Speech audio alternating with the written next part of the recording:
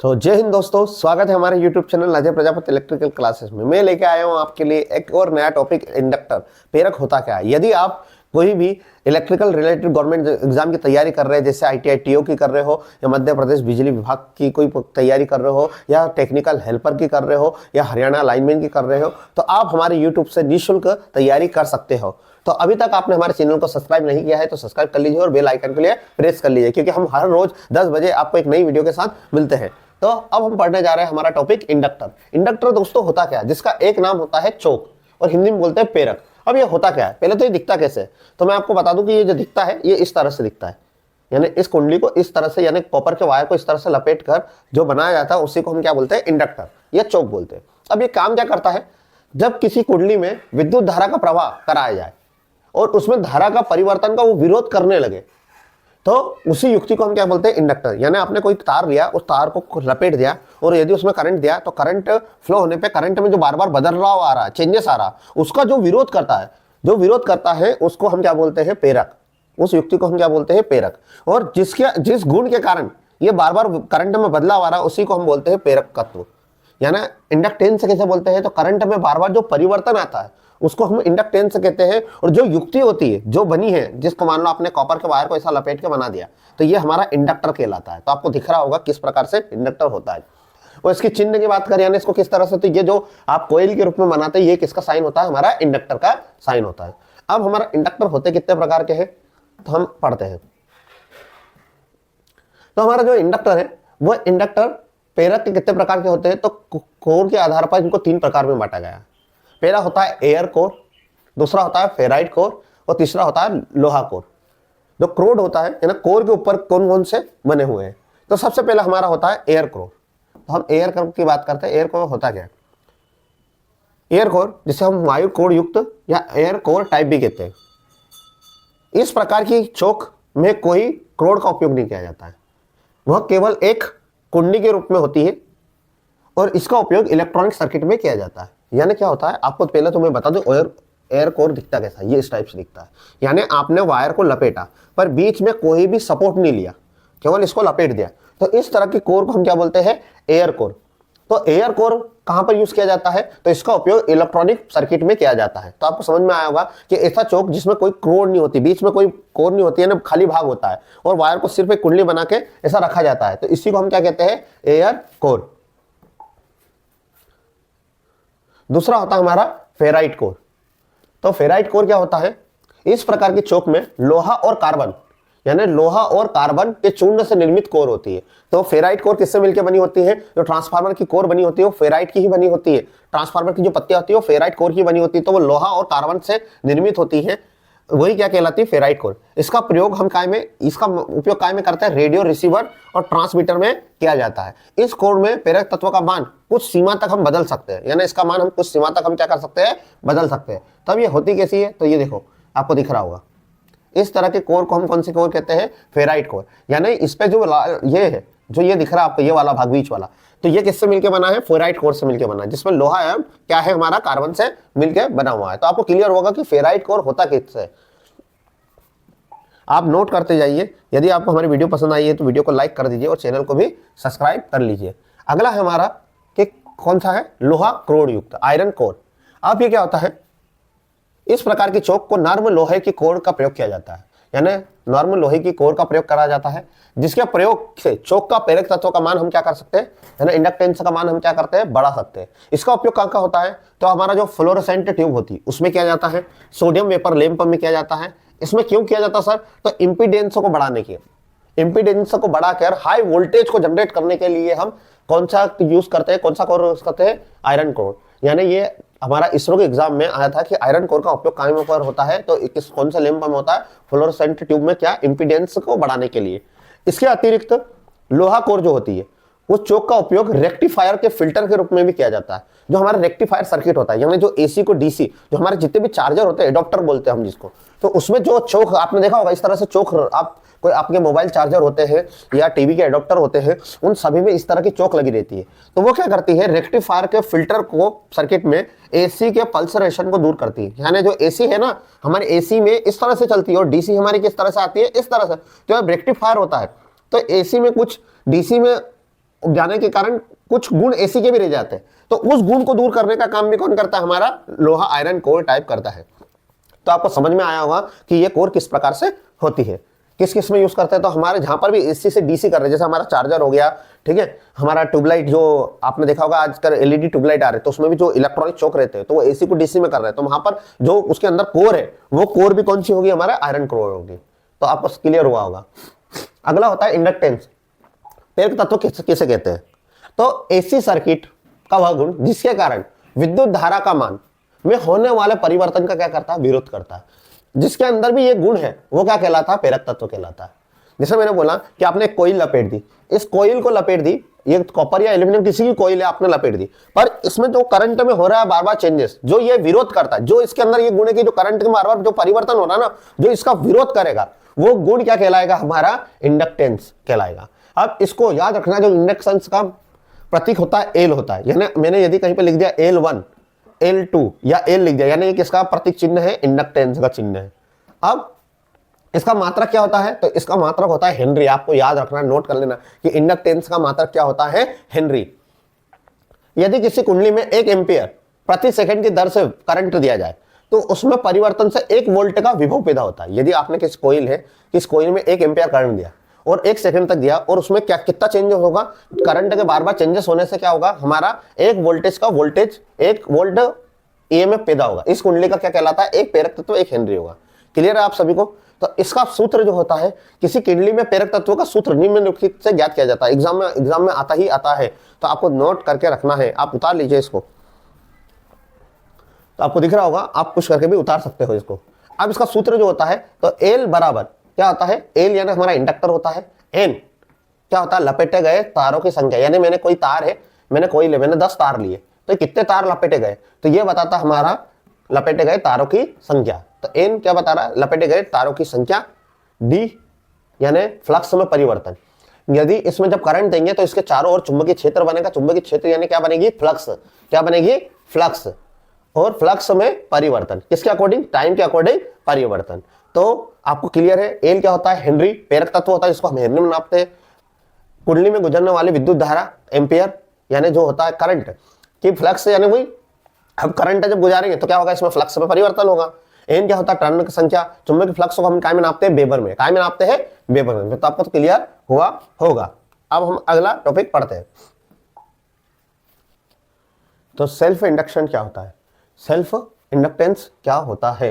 तो self induction क्या होता है, स्वप्रेरक तत्व। इसको हम क्या बोलते हैं, स्वप्रेरक तत्व। तो स्वप्रेरक तत्व होता क्या है, तो जब किसी कुंडली में एसी प्रवाहित करने पर उसके द्वारा विद्युत धारा के मान में हो रहे परिवर्तन का विरोध करने का गुण क्या कहलाता है, स्वप्रेरक तत्व या सेल्फ प्रेरक तत्व कहलाता है।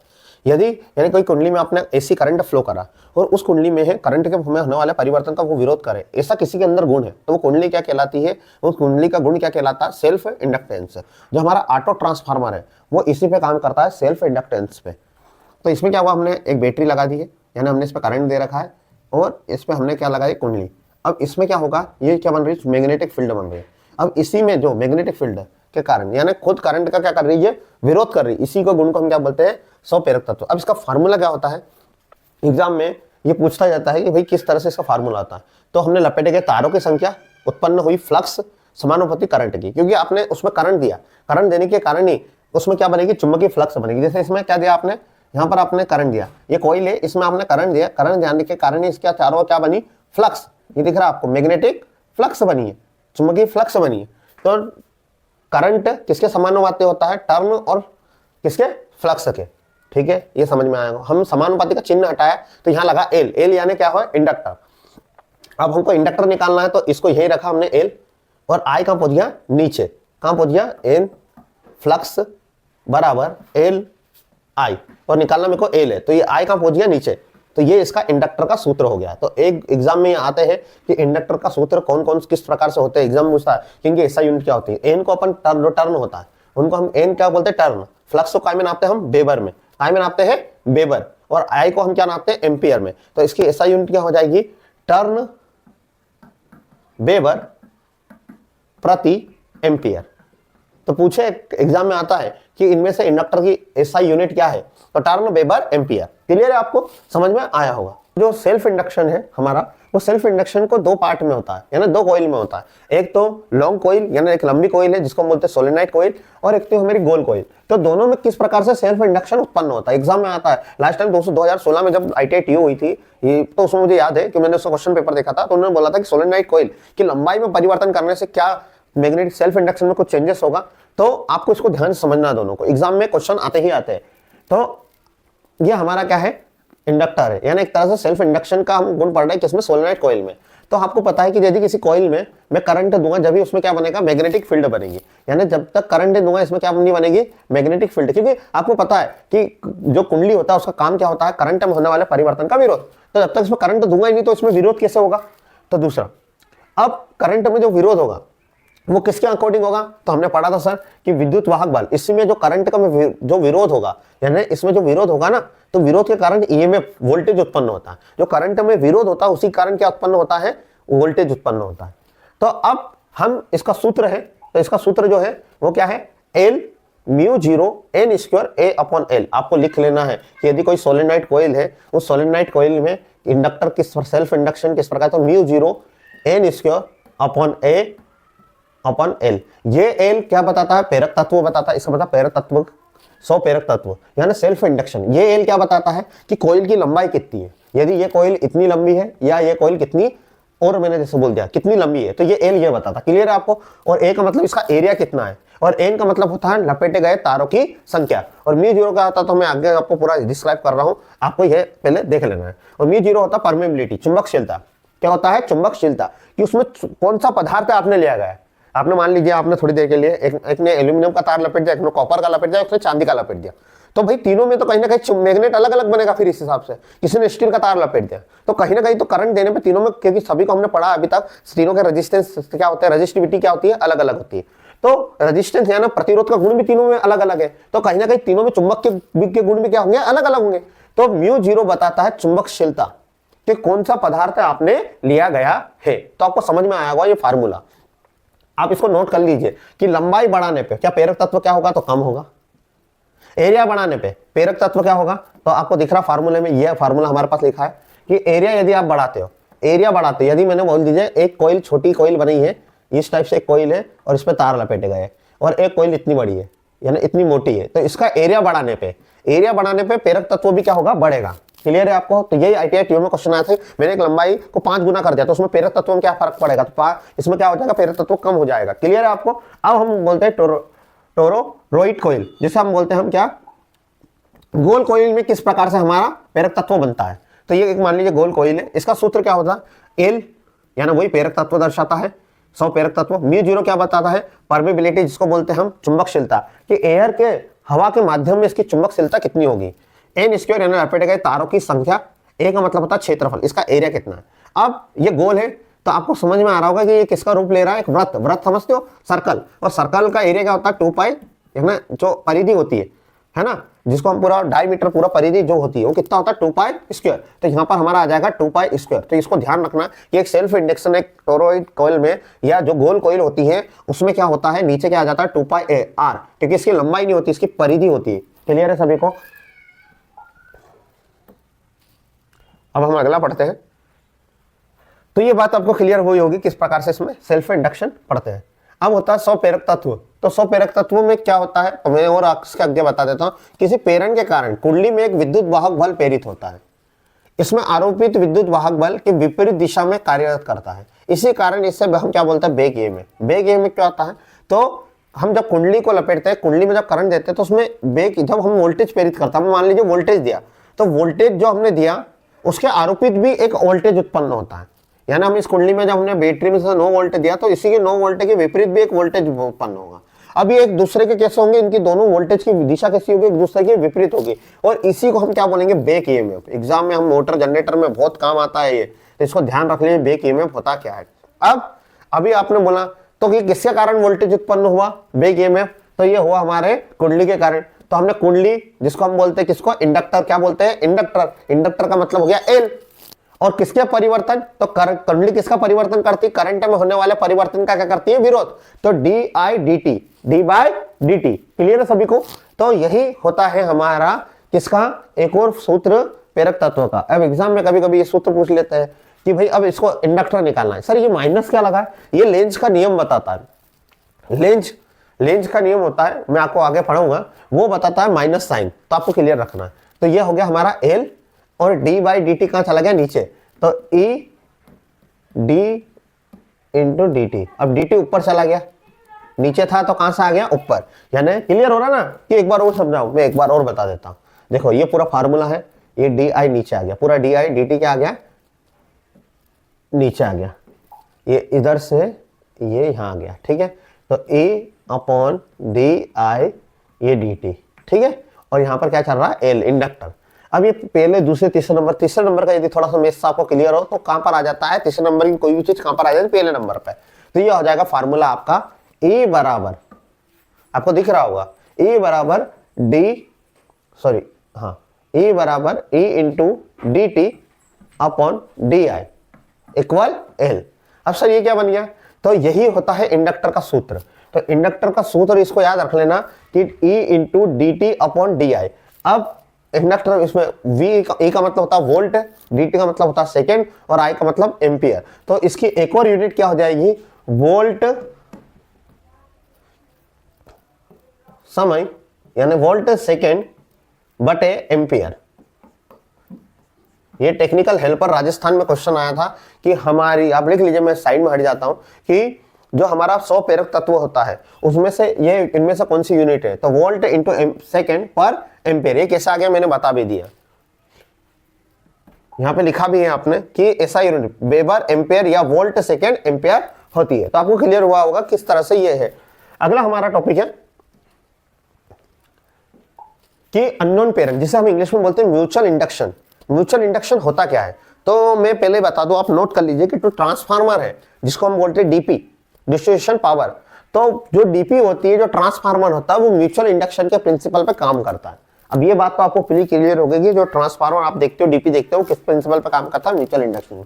अब होता क्या, जब किसी कुंडली में हम एसी प्रवाहित की जाए तो उस कुंडली द्वारा स्थापित प्रत्यावर्ती चुंबकीय क्षेत्र में अव्यवस्थित अन्य सभी चालक और कुंडली में भी क्या विभव वोल्टेज उत्पन्न होता है। तो इस प्रकार दो कुंडलियों का वह गुण जिसमें प्रवाहित विद्युत हो रही विद्युत धारा के मान में हो रहे परिवर्तन का जो विरोध करता है उसको हम पेयर करते हैं।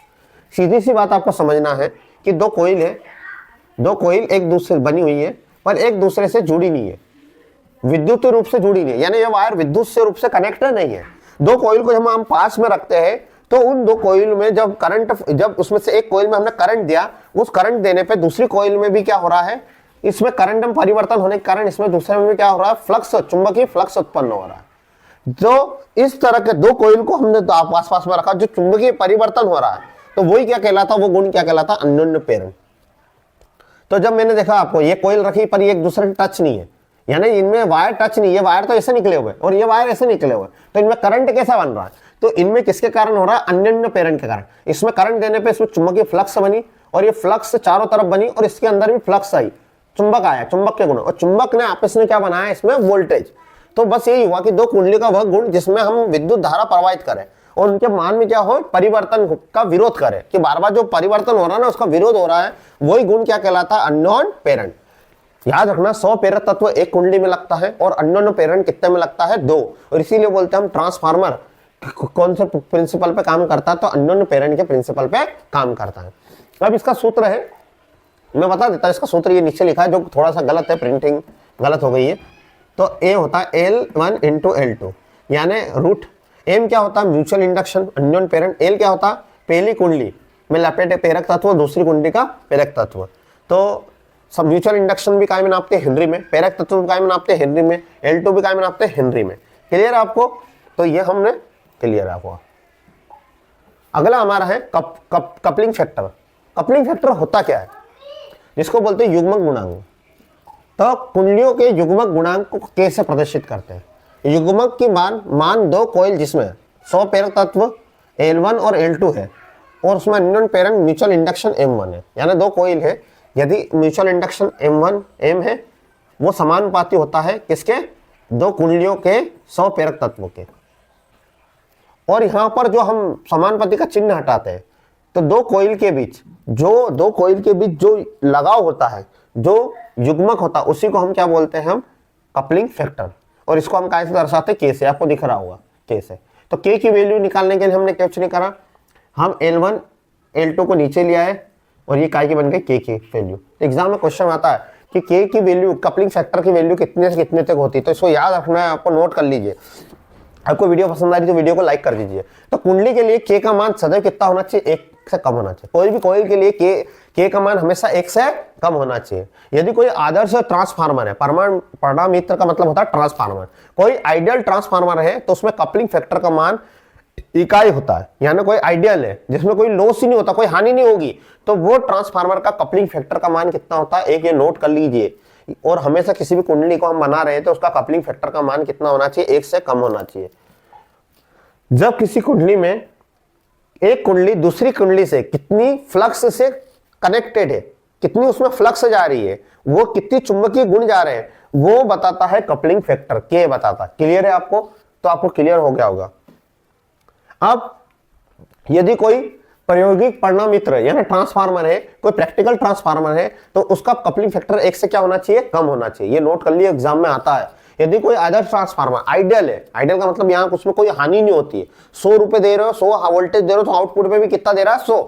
तो ऐसा जो होता है उसका कपलिंग फैक्टर का मान हमेशा के का मान कितना होता है, 1। आइसोलेट परमाणु क्या होता है, आइसोलेट ट्रांसफार्मर के की वैल्यू कितनी होती है, 0। क्लियर हुआ होगा आपको। अब इंडक्टर में ऊर्जा जो होती है वो किस तरह से संग्रहित होती है, तो इंडक्टर में जो ऊर्जा होती है वो हमारी, जैसे हमने आपको कैपेसिटर में पढ़ाया था कि जो ऊर्जा जो स्टोर होती है वो उसका वो होता है हमारा काइनेटिक एनर्जी। तो काइनेटिक एनर्जी जिसको बोलते हैं हम गतिज ऊर्जा, ½ mv², आपको दिख रहा होगा। तो इसी सूत्र पे डिपेंड करती है। तो जो हमारा इंडक्टर होता है उसमें जो ऊर्जा संग्रहित होती है वो इलेक्ट्रोमैग्नेटिक रूप में होती है। एग्जाम में बहुत बार क्वेश्चन आया है कि कोई इंडक्टर है, कोई प्रेरक है, उसमें जो एनर्जी बन रही है वो किस रूप में हो रही है, तो हमेशा इलेक्ट्रोमैग्नेटिक रूप में हो रही है। यानी करंट देने पे इसमें क्या उत्पन्न होता है, मैग्नेट, तो उसी के रूप में एनर्जी इसमें स्टोर होती है। तो इसका फार्मूला क्या होता है, तो W एनर्जी बराबर होता है, W पावर बराबर होता है ½ L इंडक्टर और करंट का स्क्वायर, क्योंकि करंट देने पे ही उसमें क्या उत्पन्न होगा भाई, चुंबकीय धारा उत्पन्न होगी। क्लियर है आपको? तो इसको नोट कर लीजिए। अगला हमारा होता है कि हम कंडक्टर को यानी नोट कंडक्टर, इंडक्टर को किस तरह का संयोजन कर सकते हैं। तो 2 प्रकार से होता है, एक सीरीज कनेक्शन होता है और पैरेलल। जैसे रेजिस्टेंस का आपने पढ़ा था, ये 3 इंडक्टर है, L1 L2 L3, तो तीनों इंडक्टर को आपने लगाया, तो तीनों इंडक्टर को जो सूत्र बनता है L बराबर L1 plus L2 plus L3। आपने रेजिस्टेंस को आता है तो सेम उसकी तरह ही इसका कनेक्शन होता है। वही पैरेलल का जैसा कनेक्शन होता है, तो 1/L1 1/L equal 1/L1 1/L2 dash 1/L3। ये समांतर कनेक्शन होता है और सीरीज कनेक्शन होता है। तो आपको क्लियर हुआ होगा। आपने इसको समझना है तो रेजिस्टेंस को समझ लीजिए, रेजिस्टेंस के सेम होता है। अब होता है पेरीय प्रतिघात, इंडक्टिव रिएक्टेंस। अब इंडक्टिव रिएक्टेंस क्या होता है हमारा, पेरीय प्रतिघात क्या होता है, तो हम जानते हैं कि प्रत्येक कुंडली प्रेरक तत्व विद्यमान होते हैं ना, प्रत्येक कुंडली में करंट में होने वाले परिवर्तन हम पढ़ रहे हैं पेरीय प्रतिघात। पेरीय प्रतिघात होता क्या है, तो पेरीय प्रतिघात हम जानते हैं कि प्रत्येक कुंडली में क्या होता है कि जब हम करंट एसी करंट देते हैं तो उसमें क्या होता है, करंट में परिवर्तन का क्या करती है, वो विरोध करती है। अब जो विरोध हो रहा है वो विद्युत धारा उसके जो करंट फ्लो हो रहा है उसका भी क्या करेगी, विरोध करेगी, और यही गुण क्या कहलाता है, इंडक्टिव रिएक्टेंस। अब ये हमेशा एसी में होता है, याद रखिएगा, ये गुण हमेशा किसमें होता है, एसी में। डीसी में कभी भी नहीं होता, डीसी में शून्य होता है। तो आपको नोट कर लीजिएगा। तो इसका सूत्र क्या होता है, तो XL बराबर 2πfL होता है। और याद रखिएगा इंडक्टिव रिएक्टेंस को भी कैसे नापते हैं हम, ओम से। कैसे नापते हैं, ओम से। एक रेजिस्टेंस, एक इंडक्टिव रिएक्टेंस और कैपेसिटिव रिएक्टेंस, इन तीनों की एसआई यूनिट ओम है। 2016 का आप IITO का पेपर देखोगे तो उन्होंने ये क्वेश्चन दिया है कि इनमें से किसकी इकाई ओम नहीं है, तो इंडक्टिव रिएक्टेंस की भी एसआई यूनिट ओम होती है, रेजिस्टेंस की भी ओम होती है और कैपेसिटिव रिएक्टेंस की भी ओम होती है। रिएक्टेंस का मतलब भी होता है होने वाले परिवर्तन का विरोध करे। कैपेसिटर वोल्टेज में, कैपेसिटिव रिएक्टेंस जिसको बोलते हैं कैपेसिटर प्रतिघात, उसको बोलते हैं, वो काय में होता है, वोल्टेज में होने वाले परिवर्तन का विरोध करता है और ये करंट में होने वाले परिवर्तन का विरोध करता है, और रेजिस्टेंस करंट को रोकता है। तो इन तीनों की एसआई यूनिट क्या होती है, ओम होती है। अब इसका सूत्र होता है 2πfL। 2 क्या होता है, वही 2 का मतलब होता है कि भैया हमारा जो एसी करंट है वो एसी करंट कैसा जाता है, हमारा एक वेव फॉर्म में जाता है इस टाइप से। तो भैया ये एक पाई होता है, पाई यानी 180 डिग्री का चक्कर लगाता है। अब ये दो, ये पूरा ये क्या होता है, कितने डिग्री का होता है, 360, तो इसलिए 2 पाई। और एसी में क्या होती है, फ्रीक्वेंसी होती है, आवृत्ति होती है, तो आवृत्ति। अब हमने इसको कोइल को ऐसा लपेट दिया, अब कोइल को हम क्या बोलते हैं, इंडक्टर, तो ये 2 पाई एफ एल। क्लियर है आपको, कोई कंफ्यूजन होना नहीं चाहिए आपको ये सारी चीजें। अगला होता है, ये क्वेश्चन हम देख लेते हैं, 12H दो हेनरी यानी 2 इंडक्टर लगे हुए हैं, तो इसके मध्य अननोन पेरेंट। तो अभी हमने पढ़ा था अननोन पेरेंट क्या होता है, तो m बराबर क्या होता है, रूट L1 इंटू L2, तो 12 इंटू 12 रूट 12, तो 12 और 12 का स्क्वायर कितना हो गया, 12 गुणित 12 144, और 12 का रूट कितना होता है, जो 144 का रूट कितना होता है 12, तो m म्यूचुअल इंडक्शन कितना हो जाएगा 12। तो आपको क्लियर होगा ये सारी चीजें। अब समय स्थिरांक क्या होता है, समय स्थिरांक क्या होता है, जब हम किसी भी इंडक्टर को चार्ज या डिस्चार्ज करने की जो परिभाषा होती है उसको हम बोलते हैं समय स्थिरांक या टाइम कांस्टेंट। यदि किसी इंडक्टर में कब वो चार्ज होगा, कब डिस्चार्ज होगा, ये क्या बताता है हमारा समय स्थिरांक। अब जब किसी भी इंडक्टर में वह मान जो इंडक्टर 60.8% बच जाए, डिस्चार्ज के समय कहलाता है। क्या कहलाता है, डिस्चार्ज समय कहलाता है। यानी समझ जाना, यदि कोई एक इंडक्टर है उसमें कितना बच जाए, वो 36.8, तो वो क्या कहलाता है, उसका डिस्चार्ज टाइम कहलाता है। इसका सूत्र क्या होता है, टाउ बराबर होता है L/R। L होता है इंडक्टर, R होता है रेजिस्टेंस। शुद्ध इंडक्टर यानी प्योर इंडक्टर में शक्ति हमेशा क्या होती है, खपत शक्ति क्या होती है, 0। इसको नोट कर लीजिए, वीडियो को पुश करके आप नोट कर सकते हैं, नोट से बना सकते हैं। और आपको हमारी वीडियो पसंद आ रही है तो वीडियो को भी लाइक कर लीजिए। शुद्ध परिपथ, प्योर इंडक्टिव सर्किट। अब क्या होता है, इससे क्या होता है, इसको ध्यान से समझना। जब एसी सर्किट में केवल प्रेरक या चोक हो, तो उस सर्किट में क्या हो, वो क्या कहलाता है, वो सर्किट क्या कहलाता है, प्योर इंडक्टिव। यानी केवल किसी भी सर्किट में यहाँ जो चोक लगा हुआ है या कुंडली बनी है, तो ऐसा सर्किट क्या कहलाता है, प्योर इंडक्टिव सर्किट, शुद्ध प्रेरक सर्किट। इसमें क्या होता है, जो करंट होता है वो वोल्टेज से 90 डिग्री पिछड़ जाता है। यानी ये वोल्टेज है और करंट से कितने डिग्री पीछे हो जाता है, 90 डिग्री करंट क्या हो जाता है, पीछे हो जाता है।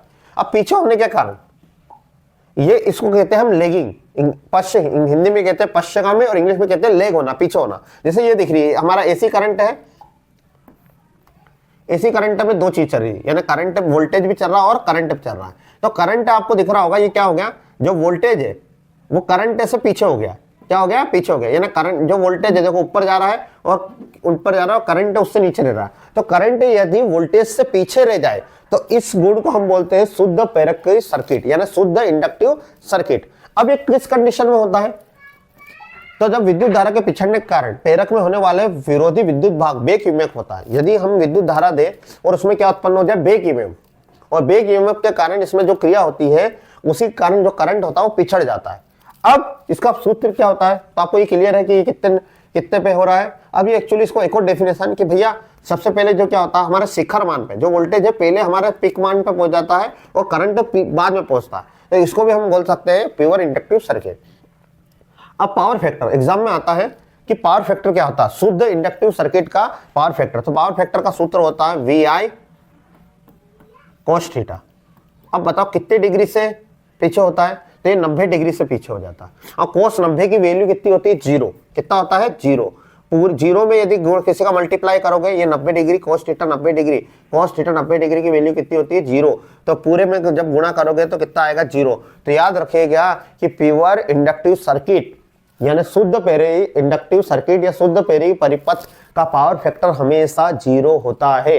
और 0 भी किधर होता है, लीडिंग होता है कि लेगिंग, तो हमेशा इंडक्टिव में क्या होता है, लेगिंग होता है, पीछे की तरफ जाता है, करंट नीचे जाता है। और कैपेसिटर के केस में करंट आगे जाता है, याद रखना है। तो एग्जाम में आता है, इसको नोट कर लीजिए कि शुद्ध प्रेरक परिपथ में पावर फैक्टर क्या होता है, 0। वो भी कैसा होता है, लेगिंग। तो आपको क्लियर हुआ होगा। तो अभी तक की आपको हमारी सारी वीडियो के सारे टॉपिक क्लियर हुए होंगे। अभी तक आपने हमारे चैनल पर जाके और बाकी वीडियो नहीं देखी है, कैपेसिटर चार्ज क्या होता है, हमारा रेजिस्टेंस क्या होता है, कलर कोडिंग कैसे फाइंड करें, तो मैंने बहुत अच्छे डीप में समझाया है। तो हमारी अभी तक की सारी वीडियो आप जाके प्ले लिस्ट बनी है मध्य प्रदेश लाइन अटेंडेंस के नाम से, उसमें जाके आप चेक कर सकते हो और सारी वीडियो को देख सकते हो। तो आशा करता हूं आपको समझ में आएगी। तो वीडियो को पसंद आई तो वीडियो को लाइक करिए और चैनल को सब्सक्राइब करिए और ज़्यादा से ज़्यादा शेयर करिए। Thanks for watching.